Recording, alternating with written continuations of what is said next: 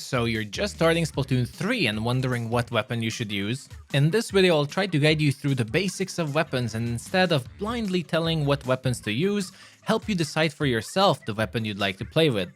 Keep in mind this video is aimed at beginners, but it might have information for everyone as well.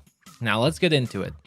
Now the first thing you'll notice when you start Splatoon 3 if you're a brand new player that you have only one weapon to use, and if you're unlucky, it's not the one you'll enjoy playing with that much. Worry not though, because the good news is that there are a crap ton of weapons you'll be able to choose from that you'll play with. 53 weapons to be exact, though a lot of these are just different versions of a gun family that we have 11 of.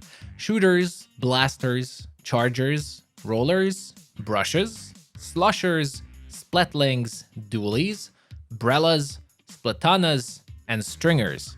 Each of them have their own unique playstyle and vastly differs from the others with different damage, range, and overall feel. The bad news is that if you just started the game, you'll have to level up all the way to level 30 to unlock all of them, which will take some time.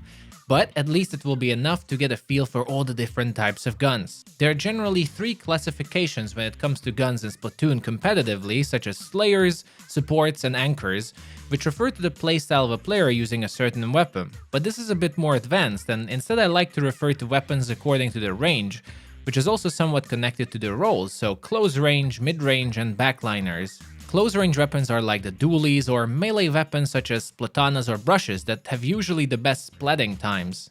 Mid-range weapons can be weapons like blasters, stringers, or brellas, usually supports and hybrids that have the most freedom when it comes to playstyle and help the team color the turf. And you have backliners like the splatlings and chargers that tend to stay back and prefer long-range fights and overview of the stage.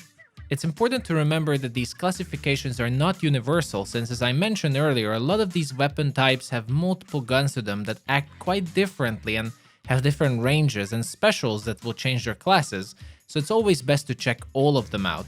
Another important aspect of weapons is the Subweapon and Special system of Splatoon. Splatoon, like many other shooters, have a system for weapons such as grenades or mines, or special abilities like Ink Storm or Inkjet.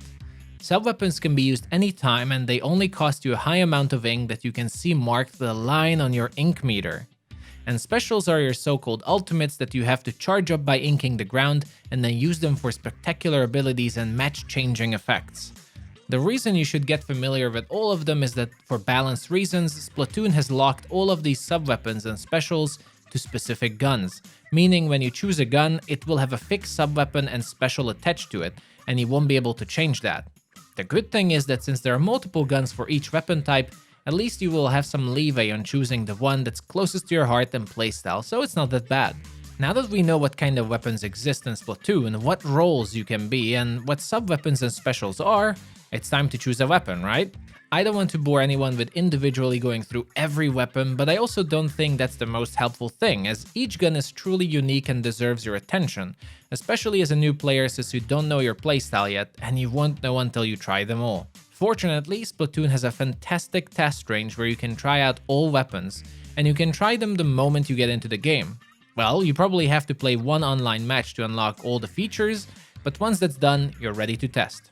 Once you're at the square, just turn to the weapons shop that I'm going into, or you can always open the menu with X and choose weapons and visit our favorite Sheldon. In the weapons shop, you'll be able to see now all the 53 weapons I mentioned and their level requirements.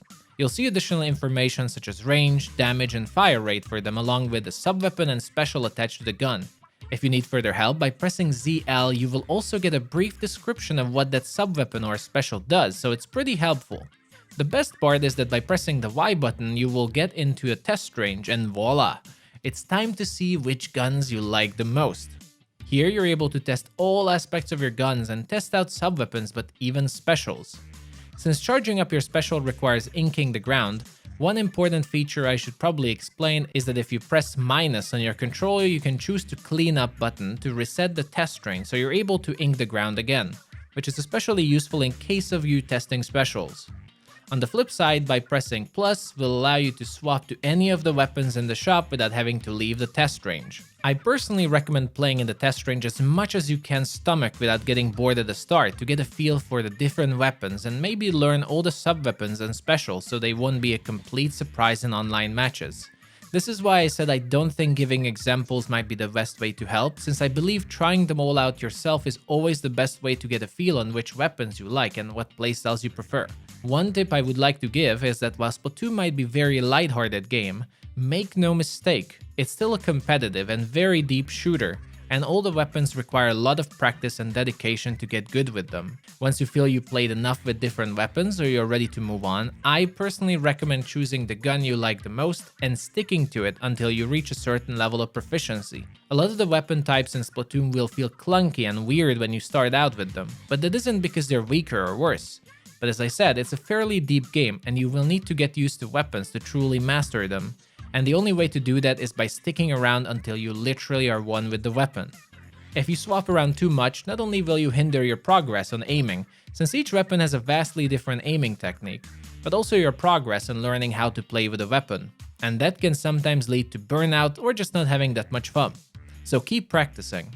But that is it for this beginner's video on choosing a weapon, everyone. Hope it was helpful and was able to nudge you in a general direction of a weapon type, but honestly, I hope it convinced you to spend some time in the test range and enjoy trying them all out yourself instead. You can jump into Splatoon really quickly and it's an incredibly fun game, but can be quite overwhelming at first when you don't know all the weapons and specials, and some new players tend to flock to weapons they see others use the most, instead of choosing the ones that suit them the best. I will be making more Splatoon content, especially for starters around launch, so stick around if you think this video helped, and you'll get all future updates too. Thank you for watching, everyone, and I'll see you all the next time. Bye-bye.